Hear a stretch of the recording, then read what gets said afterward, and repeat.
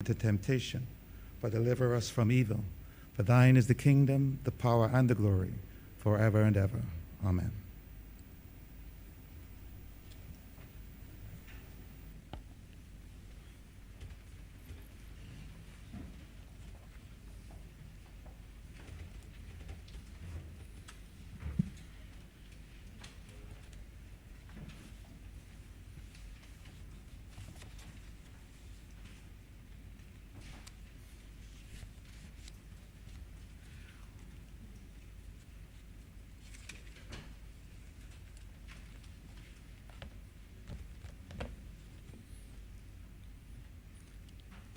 This House is now in session. Minutes for the meeting held on Tuesday, June 29th, 2021 to be confirmed. Honorable Leader of Government Business. Thank you, Mr. Speaker. I beg to move that the aforesaid minutes be confirmed. The question is that the aforementioned minutes be confirmed. All honorable members in favor, please say aye.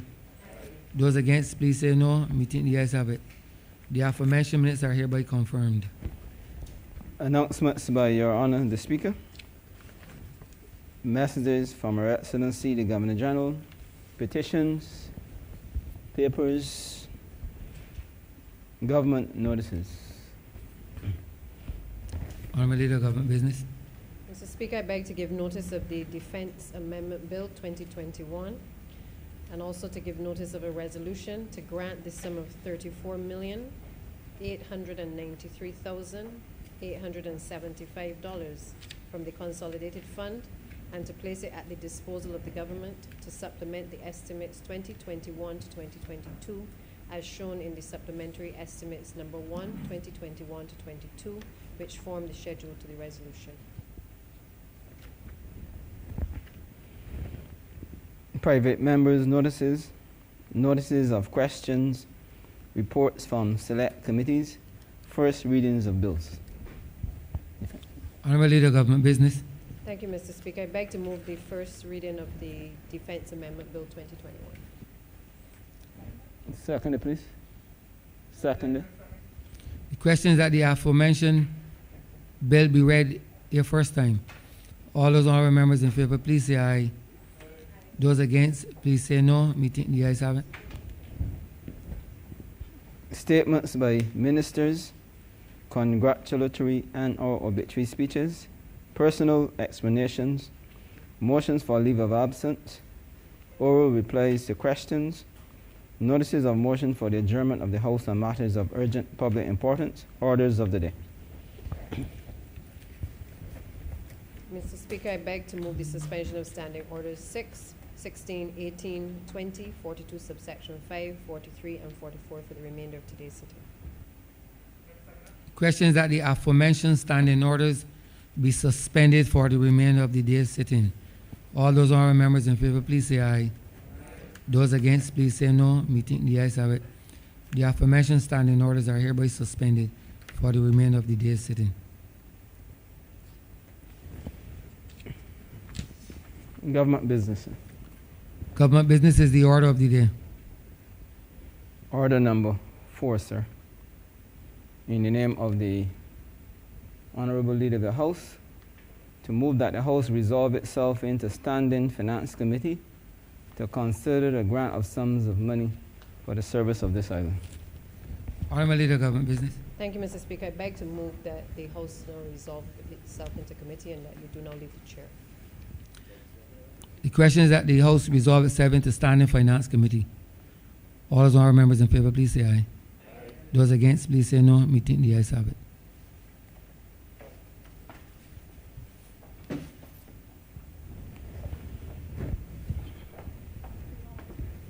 Your file? Your file. Let me bring it.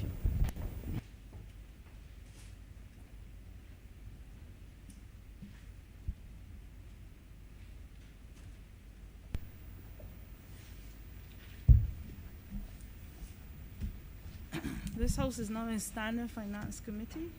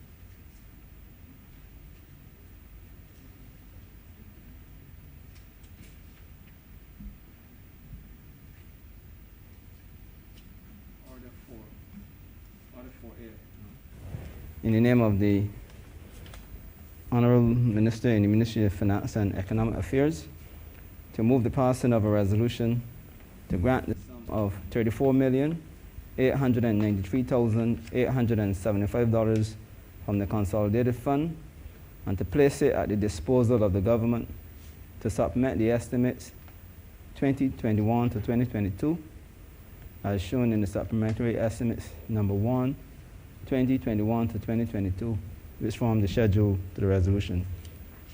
Head 34, Ministry of Finance and Economic Affairs, in the amount of $22,153,875. Honorable Member for Christchurch East Central. Good morning, Madam Chair. I rise to lead off this particular appropriation, very conscious of the circumstances that the country is currently undergoing. But permit me just to provide a little context and to remind the Chamber that under this particular head this morning, we are responding to requests these funds in response to the current the ashfall event that occurred in April of this year. But Madam Chair, you would recall when this Chamber passed the Public Finance Management Bill in January of 2019, there was a specific clause, Madam Chair, in that bill that spoke to the matter of contingencies. And the contingency framework that was contemplated then was that these monies will cover expenditures for which obviously were totally unforeseen, and we put those clauses in there. But the reality of the situation is that when the ashfall event hit Barbados just about 3 months ago, whilst we were all monitoring the impact of La Soufrière from about November, December of last year, the reality is that from a budgeting perspective, we did not know what the impact would be. And therefore, the sums of monies being requested here really is to reimburse the various government ministries, which you will see as part of the addendum, in terms of the costs that they incurred in relation to the cleanup of the ashfall across the various government facilities. And in the addendum, you will see a clear breakdown, Madam Chair, of each ministry and what they would have expended in being able to have the country clean as quickly as possible. And therefore, these monies really just represent the initial costings as it related to the ashfall event. Now, just for clarity, Madam Chair, obviously monies were voted in the estimates process in March of this year, and therefore what we allowed the entities to do in order to respond to what was declared emergency was to use existing funds from their existing budgets to be able to do the cleanup, with the understanding that the Ministry of Finance will reimburse, which is what we are here doing this morning through this parliamentary process, to reimburse the ministries and the various state-owned enterprises that fall under those ministries for the costs that was associated with the cleanup of the ashfall today. And therefore, on the passage of this resolution, Madam Chair, in this specific set of monies, the Treasury will adjust in the system using a process called the adjustment vouchers, which will give back to the various departments and ministries those monies that were expended from the existing budgets, which then allows them to continue to provide the usual goods and services that the public would expect from the government. But it would be remiss of me not to remind the country that whether it is the intensity of storms, which we clearly have just come through a weekend from, that climate change and these events will continue to impact the country. There is a cost of the recovery from each of these events, and even in a COVID environment, the government has to continue to ensure that the country can function, and therefore what is required to be able to ensure that we can bring back some level of normality, we will allocate the appropriate resources to so do.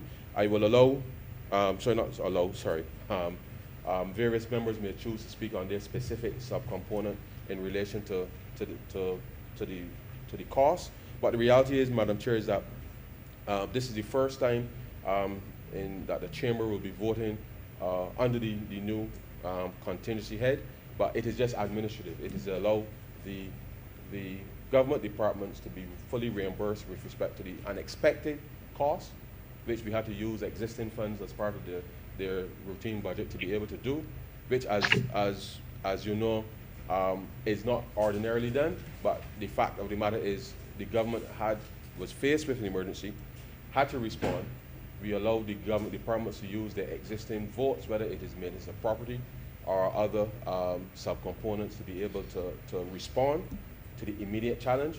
And therefore, this process is just to allow us to be able to put that back. In response to clearly the fact that we have suffered a quite significant amount of damage as it relates to ELSA, we are still in the process of compiling the estimates as it relates to the cost of responding to that.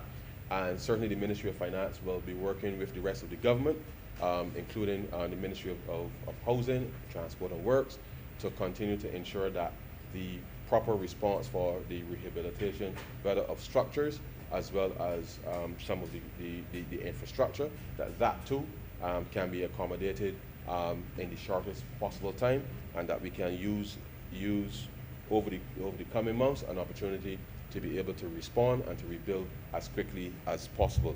And so, Madam Chair, with those few words, I beg to move that head 34 stand part.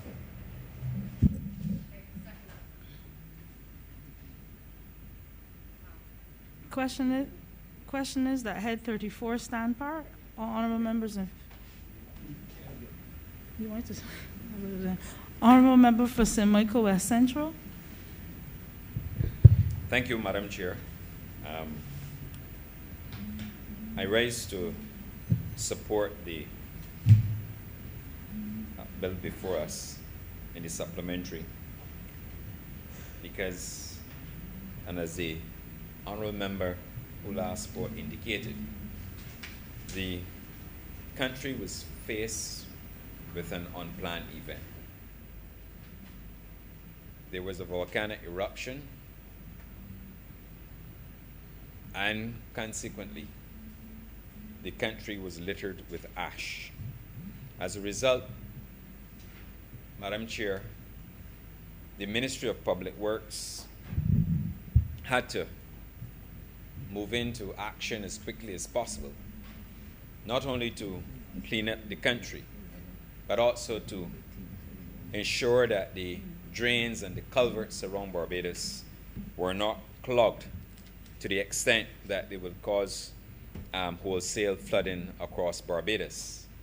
And I'm grateful to the Ministry of Finance for providing, as part of the ministry's budgetary request, a supplementary for close to $13.2 million. The government contracted a number of ashfall workers who assisted us in the cleanup campaign across Barbados. Clearly, Madam Chair, as I said, it was not a budgeted exercise. And therefore, having those workers doing as much as they're doing for this country had to be paid. And part of the funds that we've been allocated, the $13.2 million, will fund the wages for those who have been contracted to assist with the ashfall cleanup in Barbados. In addition to that, we also had multiple contractors cleaning our byways and other roadways and major arteries into Barbados. And that also required that those companies who were contracted be paid. And this is part of what the government had to do in an attempt to keep Barbados clean.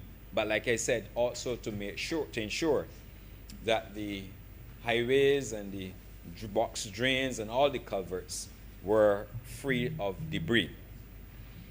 I also want to take this opportunity to thank the hundreds of ash workers who were mobilized to assist us in what could be deemed our emergency recovery. And those workers went to work. In the first instance, they had to work 6 days, I believe for 2 weeks. And they continue to be on the job. And Barbadians, as they move around Barbados, they tell me, and I'm sure they tell other members in this honorable chamber, they applaud them for the outstanding job that the ash workers continue to do on behalf of this country. And I have to lend my voice. I have to lend my voice and say to them, thank you. And especially, if I may use this occasion, sir, ma'am, to say thanks on behalf of the constituents of St. Michael West Central, who truly appreciate the work that they have done in my constituency. But all across Barbados, we have seen in a very short period of time the removal of thousands of bags of ash from this country. In fact, Madam Chair, the ministry alone moved over 40,000 bags of ash from across Barbados. And that has nothing to do with the support that we got from the Ministry of Environment and National Beautification, who also had trucks on the roadways helping us to remove the ash. It was a collaborative effort undertaken by the ministries responsible for infrastructure. I also want to say thanks to the contractors who were mobilized at short notice. And I want to thank their staff as well, because they came to the rescue of Barbados at a time when Barbados needed much assistance in the cleanup exercise across the island. And this, Madam Chair, must also be a model, perhaps one of several, that we need to adopt in the country. And what it says to us is that whenever you are faced with an emergency, whenever you're faced with an unplanned event, that we have a core of workers in Barbados who can be mobilized at short notice, along with the assistance of private contractors, to clean up Barbados and to restore it to what it is and ought to be. We also very recently had Hurricane Elsa. And again, the workers have been pressed into action to help clean up Barbados and to free Barbados of all the debris that attended to the country as a consequence of the Hurricane Elsa. So I want to say that the funds allocated are to be allocated to the ministry to help us to supplement the budget that we didn't plan for, that we therefore didn't budget for, that these monies will go a long way in assisting us in the cleanup exercise around Barbados. The issue as well of the flood mitigation measures. And I'll speak to this because Barbadians have recognized, even though we had some flooding, that the water ran off in short time, very quickly. But that is in part thanks to the flood mitigation measures being undertaken by the government of Barbados and specifically the Ministry of Transport Works and Water Resources. We've gone out there through the Drainage Division, and they have cleared a number of water courses. They have constructed detention and retention ponds, and those are areas that are cleared and are so designed to retain water within a catchment area to prevent the flow of water into low-lying areas and causing significant flooding. What it also does, Madam Chair, it helps us to replenish the aquifer, and that is what we're doing. We've had situations in north of the island, and I speak specifically to areas of St. Lucie and St. Peter, where over time and over a number of years, we've experienced significant flooding, and in particular, Gills Terrace, I believe, as well. what we did, and I'm just using this as an example, at the Wim, Richmond Hill, Lonesome Hill, and also at Sailor Gully, we implemented a number of flood mitigation measures. And as a result, the flow of water that would normally move from upstream downstream was significantly reduced to the point where we didn't have significant flooding in areas of the Gills Terrace in St. Peter and also the Wim. We've also had a situation where at Pike Corner Bridge, a bridge that the ministry continues to work on, but in the area that is flowed to flooding because of the fall from upstream Kefil flowing all the way through to Pike Corner. The bridge is almost at a state of readiness and for completion. But at the same time, because of the flood mitigation efforts being undertaken, that area did not have significant flooding. And I can go on and I can speak across Barbados. And it's a lot of work. We're not finished, Madam Chair. There's a lot of work to do. But we also recognize that we only have so much money to spend. But at the same time, we are being very prudent and very judicious with how we allocate resources, because we have a history of where we've suffered significant flooding. I also want to say, Madam Chair, that there are several other areas in Barbados, and they're suffering as well from flooding. St. Philip. And I've had the opportunity to visit that area recently, and we are putting additional flood mitigation measures in place to ensure that we reduce the flooding in those areas. We also have situations that we have to attend to across Barbados. But I'm pleased with the progress that as a ministry, on behalf of a grateful nation, that we continue to work hard to reduce or mitigate flooding across Barbados. I also wish to say that the 2.5 million included in this vote as well for flood mitigation will also go a long way in helping us to clean some of our wells. It is no secret that we have thousands of wells across Barbados, but at the same time, we've inherited a situation where on an annual basis, we have to clean wells. There is a shortage, I have been advised, of well diggers across Barbados, but we are moving with alacrity to address this issue. But if we continue to clean the wells, identify new areas where we have to sink wells, along with the detention and retention and the swales that we have to construct in Barbados, those measures will go a long way in trying to mitigate the flooding that we have as a result of the climatic change that we are experiencing. It appears that we will have an active hurricane season. Climate change, as I said, is real and is impacting us. But at the same time, as a ministry responsible for infrastructure works, we have to be proactive, and that is what we've been doing. I should also mention in the area of Goodland Gardens that we've started, and you know, Madam Chair, historically, we've had significant flooding in that area. We are cleaning the wells, and there are other flood mitigation initiatives that we're implementing not only in that area, because that's a low-lying area, but also upstream. When you come from Sergeant's Village and you come all the way in, we are implementing or putting in place flood mitigation measures to stem the flow of water into those areas. I also know that there are issues at Lowlands and Christchurch, and we are working around the clock to address those areas. And we also have a situation, like I said, at Warner's Gardens that we are working on, we are actively working on. But I also want to use this opportunity to appeal to some persons who continue to put oils and other substances into the wells of Barbados. In order we can go and we can clean.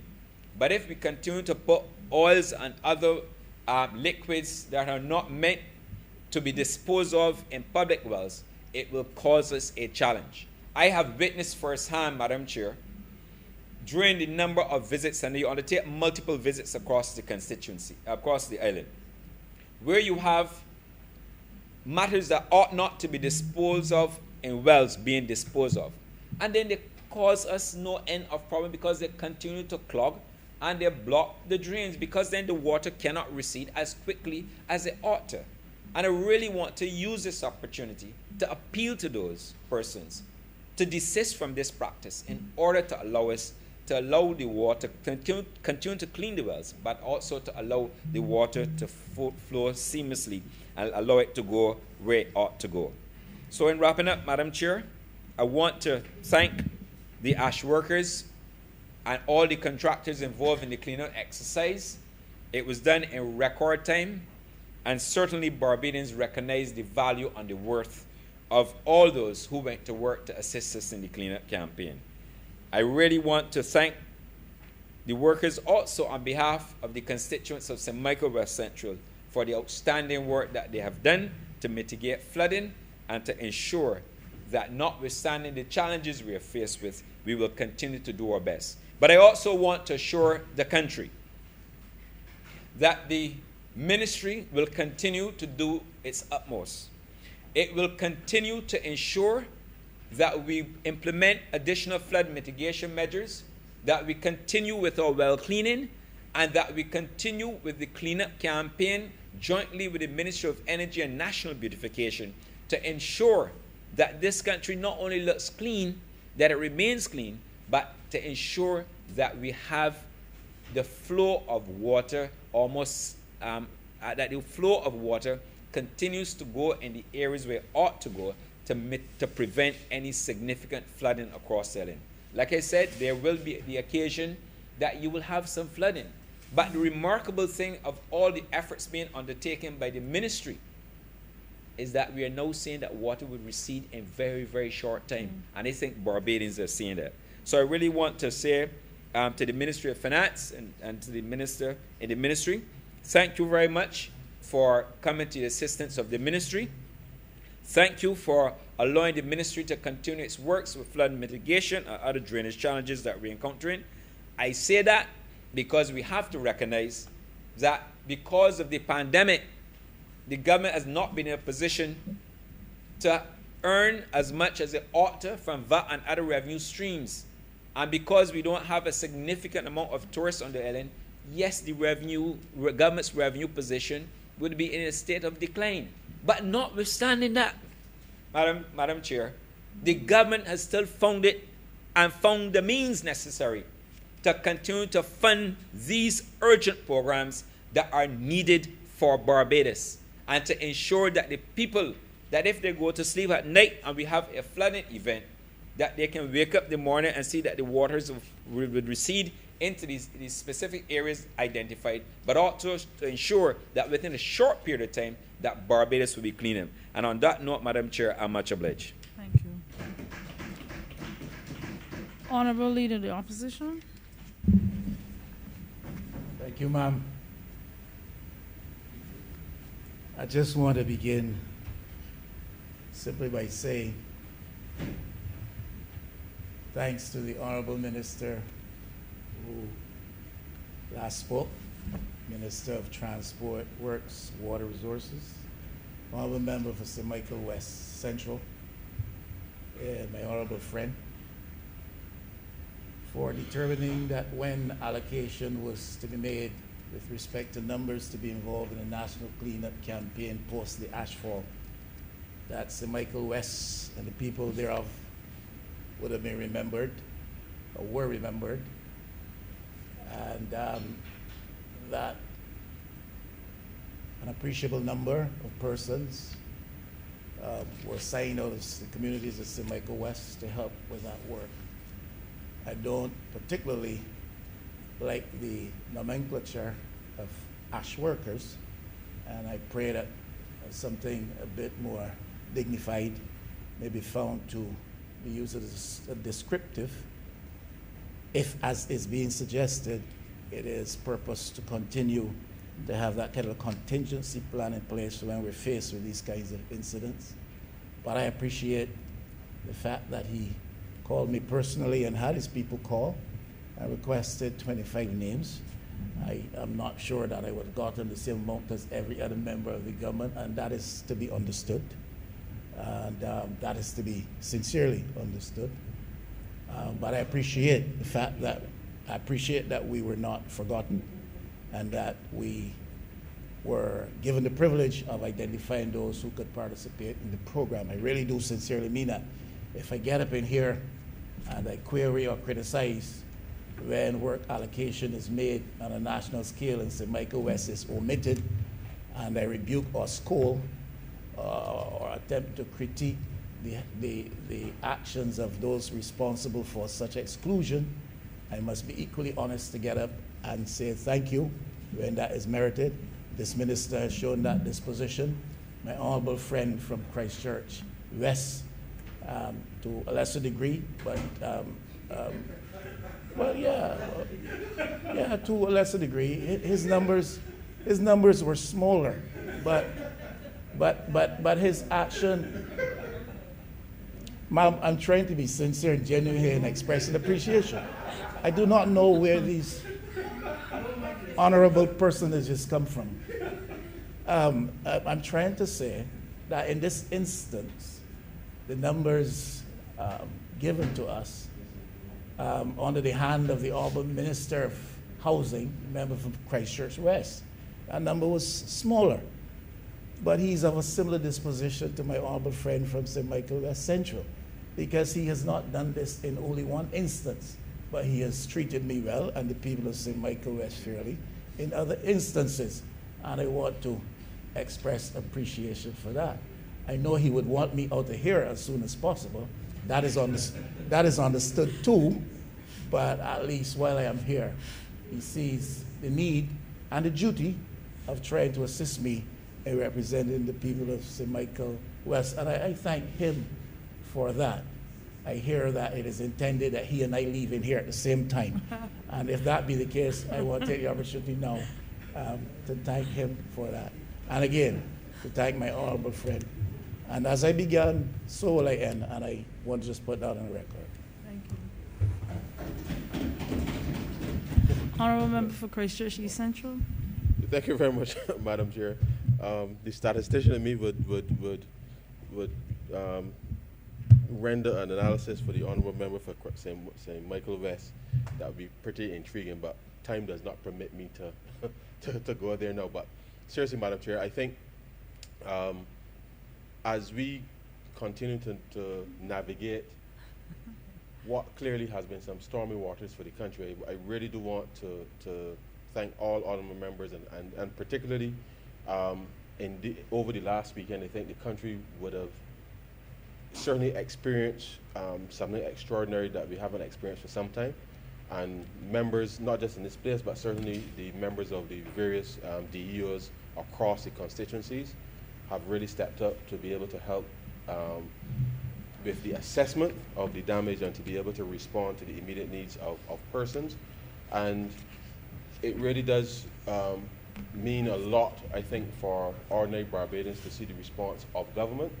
And the government will make the resources available as we must to be able to respond to the people's needs. And this is just one element of that initial disruption that we had earlier this year. Certainly, Hurricane Elsa clearly is a second disruptive event, which caused a different level of disruption and discomfort for Barbadians.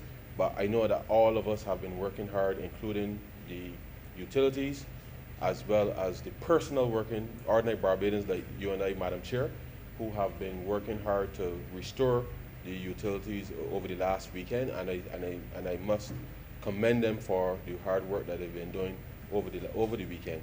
And I say to Barbadians that we have been spared. Luckily, no one was injured, or at least reportedly injured during the passing of the storm. No one died, and I think we have to give thanks for that. And it serves us well to assess for ourselves our own individual as well as community state of readiness, which means that if we learn those lessons well, Madam Chair, and we all help each other, then I know that we will be able to withstand anything that comes our way. And so this weekend has been extraordinary, and I know that all honorable members in here are feeling the burn, literally, with respect to that. And I know that the country will continue to see that there is a path for us not just to recover, but certainly to become more resilient and for us to be able to chart a course for this country that would see less and less of this type of disruption, so long as we do things the way that they should be done, as opposed to in an expedited way. And so with those few words, Madam Chair, I beg to move that Head 34 stand part. Question is that Head 34 stand part. All honorable members in favor, please say aye. Aye. All those against, please say nay. Methinks the ayes have it.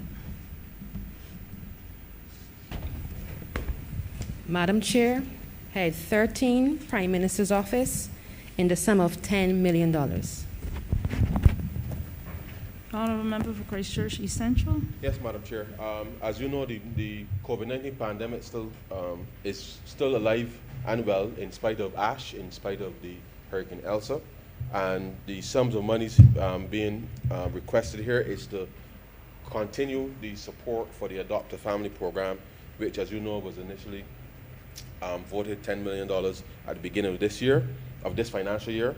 And therefore, this is to ensure that the program can continue and that the persons who still continue to benefit from this particular initiative, that they can continue to do so. Barbadians still continue to donate to that program, and I urge them to continue to do so if they can, because it is important, Madam Chair, that ash notwithstanding, certainly, and certainly with respect to the coming out of the last lockdown earlier this year, now we've had the experience with Hurricane Elsa. It is critical that obviously these families that were already in some level of financial stress, that we at least continue to be able to support them in this particular way until such time as the economy can recover and persons can return to work in full and be able then to support themselves and their families once again. And so, Madam Chair, I beg to move that Head 13 stand part. Question is that Head 13 stand part. All honorable members in favor, please say aye. All those against, please say nay. Methinks the ayes have it.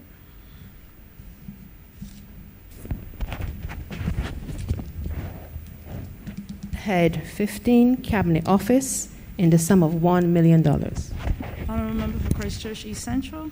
Yes, Madam Chair. The ashfall event obviously came as a result of the La Soufrière eruption in St. Vincent and Grenadines. And as is customary, whenever there are events taking place that are disruptive across the region, the people of Barbados and its government often will lend support in what way we can. And this particular sum of money is coming from the Cabinet Office, which is the usual place for which these things are the donations of this nature come from, is to provide some of the humanitarian assistance, which really, I must say, thousands of Barbadians, even though we were beleaguered with our own issues as it relates to ash, did donate a lot have already donated a lot to bring some level of relief to St. Vincent and the Grenadines. This $1 million is really the government's contribution to help and aid as much as it can with respect to the recovery in relation to, from a financial perspective. But I know that thousands of Barbadians have already been very generous, and certainly the Coast Guard in those initial days, as you recall, Madam Chair, were busy back and forth moving all of the items and stuff that Barbadians had donated to the people of St. Vincent. And so this is just a monetary donation as part of what we would normally do as it relates to giving humanitarian assistance, but also some level of financial aid with respect to St. Vincent and the Grenadines. And so this $1 million is part of Barbados's relief, overall relief response to the people of our brothers and sisters, really, in St. Vincent and the Grenadines. And we do hope that they too can not just get their own ash cleaned up, but with respect to the destruction as it relates to the recovery, not just of industry, but certainly within the context of getting the economy back up and running. I know that all of all Barbadians would want that our brothers and sisters who have suffered significantly, that they too can see a brighter path in the near future. And so, Madam Chair, I beg to move that Head 15 stand part. Question is that Head 15 stand part. All honorable members in favor, please say aye. All those against, please say nay. Methinks the ayes have it.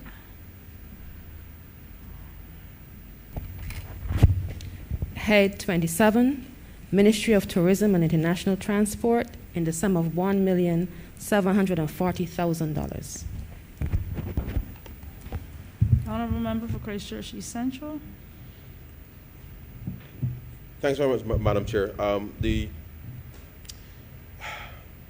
As you recall, Madam Chair, the situation as it relates to COVID and the impact that it's had not just on global travel, but certainly on LIAT, has meant that the airline the operation of the airline came to a screeching halt, and as a result, the revenues plummeted as a result. Now, there are some Barbadians employed with respect to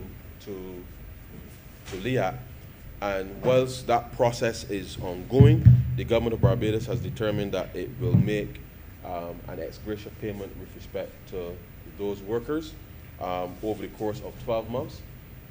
They've already been advanced some monies already. This supplementary request then, which came from internal to the ministry, but this supplementary request is to be able to provide to those workers, and I believe, I speak subject to correction, I don't want to mislead the Parliament, but I think it's either 104 or 114 employees that this money would apply to, which will see them receive $2,000 per month, but this money for 12 months, but this money is for the remainder of this financial year. And I know that the first payment started in May, and this will go to making that ex gratia payment on behalf of those Barbadian employees of LIAT, of course, pending obviously the resolution of the circumstances with LIAT being registered and operated from Antigua. Once that is resolved, but we felt it was important that some relief is given to these workers in this way, which will help to ease some of the anxiety and burden as it relates to what effectively has been the cessation of the business model of LIAT, and hope that we can be able to see a positive resolution in that light. So, Madam Chair, I beg to move that Head 27 stand back. Question is that Head 27 stand part. All honorable members in favor, please say aye. All those against, please say nay. Methinks the ayes have it.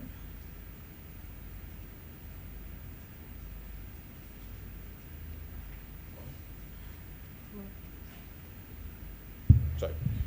Madam Chair, I beg to move that this resolution. Report. Sorry,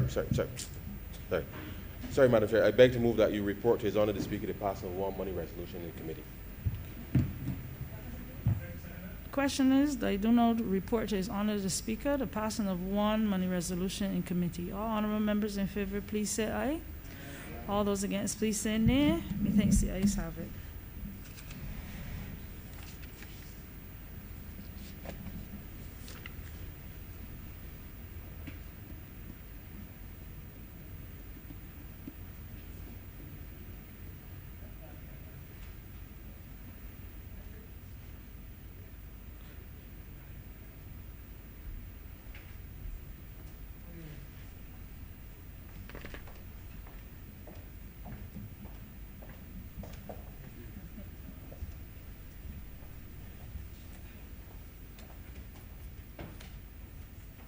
The chairman of committee is reporting the passing of one resolution in standing finance committee.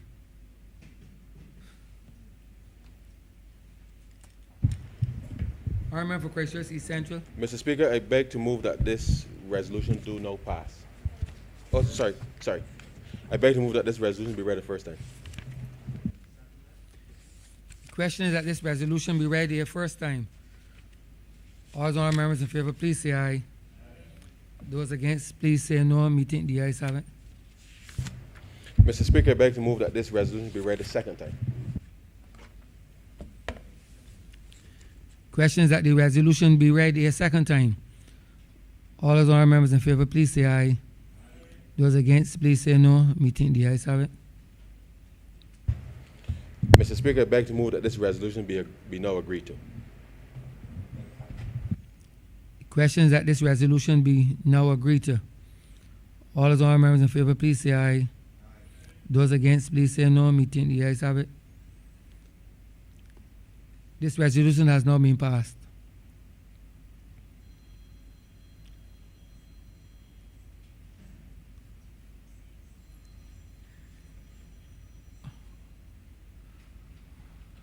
Honorable Leader, Government Business.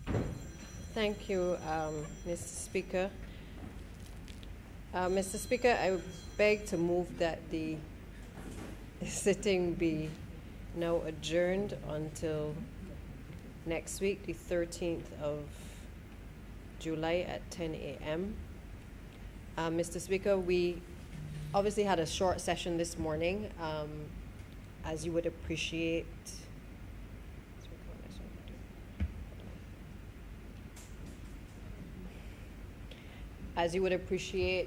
all of the members of Parliament, including the Leader of the Opposition, have been very busy over the past few days working with the respective agencies to bring relief to a number of the families that have been affected by Hurricane Elsa.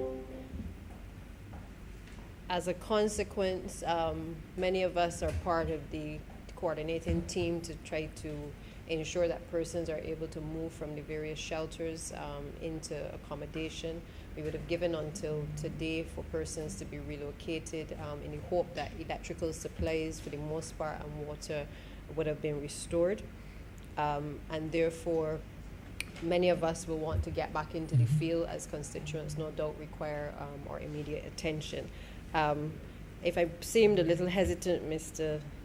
Speaker, it was because I was just trying to confirm with the Prime Minister whether we had to do any additional supplementaries for next week or whether we could move until the 20th. So with that said, I've just gotten my direction that we will adjourn until the 20th of July at 10 a.m. for 2 weeks. And I believe that will give us sufficient time to be able to report back to the country fully in relation to this particular system. So with that, Mr. Speaker, I beg to move that the sitting be adjourned until the 20th of July at 10 a.m. The question is that this honorable chamber be adjourned until Tuesday, the 20th day of July at 10 a.m. in the forenoon. All those honorable members in favor, please say aye. Those against, please say no. Meeting the ayes have it. This honorable chamber stands adjourned until Tuesday, the 20th day of July at 10 a.m. in the forenoon.